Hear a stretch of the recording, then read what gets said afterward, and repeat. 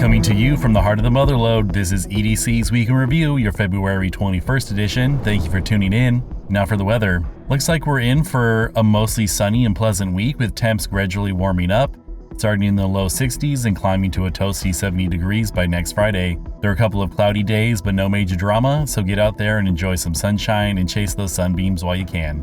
Now onto our top stories. Local skier perishes in avalanche. On February 17th, a backcountry skier went missing near Powderhouse Peak, prompting a search and rescue call to the sheriff's office after his vehicle was spotted. Friends found him deceased in an avalanche zone that evening, but dangerous snow delayed recovery until the next day. A joint operation starting February 18th at 6 a.m.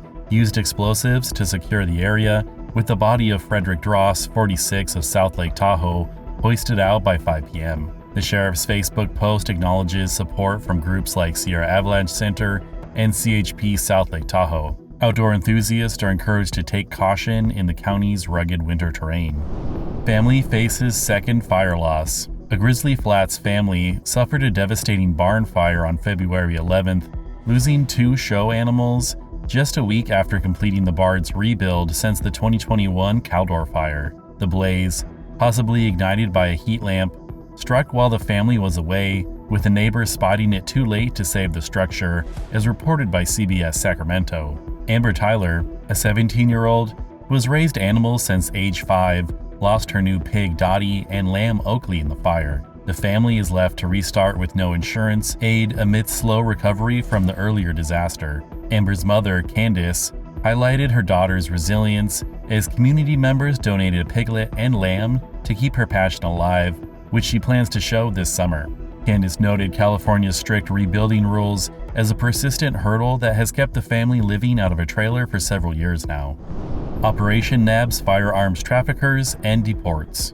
A years-long collaboration between local and federal law enforcement culminated in a guilty plea from Edgar Ivan Trejo Mendoza on February 18th for illegally transferring firearms in the Tahoe area. The investigation, dubbed Operation Bear Trap, began targeting narcotics and gun trafficking, leading to many arrests, including Trejo's, but a light sentencing was given under California law.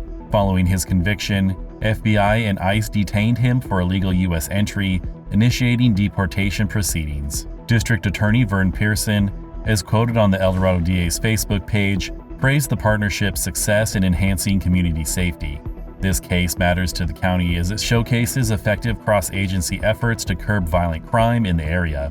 Child trafficker sentenced. Joshua Caleb Black received a 16-year prison sentence on February 14th after pleading guilty to human trafficking of a minor and possessing child exploitation material. In December 2023, shortly after an early parole from a prior firearm offense, he traveled from the Bay Area to El Dorado County, abducting a minor from a group home with intent to exploit her. Law enforcement swiftly intervened, rescuing the child before further harm occurred. Deputy D.A. Cassie Cardulo and Sheriff's Detective Greg Clark were recognized for their standout work on the case. Dry Diggins Distillery expands. Dry Diggins Distillery in El Dorado Hills began expanding in January to include Hills, a full-service restaurant and bar, doubling its space with a kitchen and dining room. Founded in 2008 by Chris Stellar and welcoming visitors since 2015, it's a standout distillery in the county, crafting whiskey, vodka, gin, and brandy from local grains. Stellar, shaped by Mexico's agave traditions and years leading a liquor trade group, blends heritage into spirits that draw many to the county. During the pandemic, the distillery also pitched in by making hand sanitizer for essential workers, showcasing its local roots and care for community. Hills is set to open by early summer. Green Valley School earns state honor. Green Valley Elementary in the Rescue Union School District was named a 2024 California Honor Roll school for its standout work in closing achievement gaps. The Educational Results Partnership, as cited by Village Life, recognized the school among 1,823 statewide for excelling in reading, writing, and math based on state test data. The award, announced this year, celebrates the faculty's dedication to underserved students. Superintendent Jim Shoemake credited the collective effort of staff, students, and families for the honor.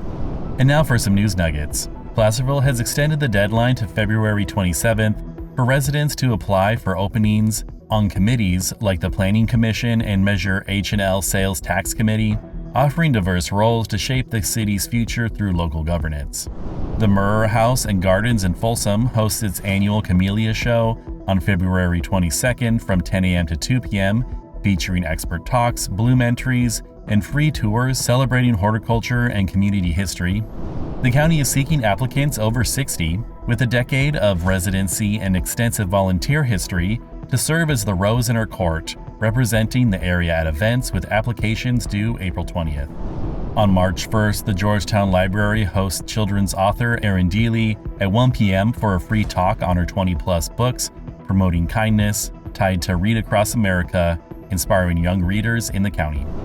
The Marshall Foundation for Community Health opened its new Cameron Park office on February 13th at 3581 Palmer Drive, enhancing healthcare support with $1.1 million awarded in 2023, including nursing grants. The Fresh Tracks 5K Snowshoe event on February 23rd at Camp Richardson, hosted by Tahoe Mountain Millers, raises funds for breast cancer research with awards. Snowshoe rentals are available and a post-race party. The El Dorado County Sheriff's Office Citizens Academy, a free 12-week program starting March 5th, still has openings, so register soon. Habit Burger will replace the closed KFC in Cameron Park, opening this summer or early fall. Mark your calendars as the Old Coloma Theater's 54th season, running June 6th to December 21st, features 4 comedic melodramas, a volunteer tribute on March 1st, and a volunteer day on September 6th at its historic Coloma location. And on to our closing stories. Valentine's weddings charm county. 9 couples tied the knot at the County Government Center on February 14th, guided by recorder clerk Janelle Horn through a day filled with romance. The Mountain Democrat described a cheerful scene. Ceremonies unfolded under twinkling lights in a cozy room among the atrium's greenery. Horn expects a similar flurry of I do's on May 5th, welcoming couples to marry anywhere on the Placerville property. Staff celebrated with heart-shaped pizzas, funded personally, capping the day with a sweet touch. Sheriff's Office turns 175. The County Sheriff's Office marked its 175th anniversary this February, reflecting on its gold rush origins in 1850 under inaugural Sheriff Williams' Uncle Billy Rogers. Over 33 elected sheriffs, including current Sheriff Jeff Lykoff, have steered the office, relocating from Coloma to Placerville and later adding a South Lake Tahoe branch. Highlighted on the sheriff's Facebook, the milestone celebrates a legacy of adapting to the county's growth and unique terrain. This history matters as it reinforces the office's enduring role in safeguarding the community.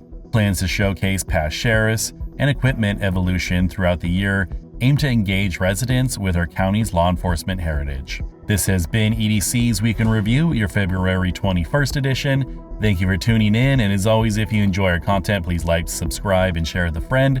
And if you want to learn more about these stories, please see the show notes.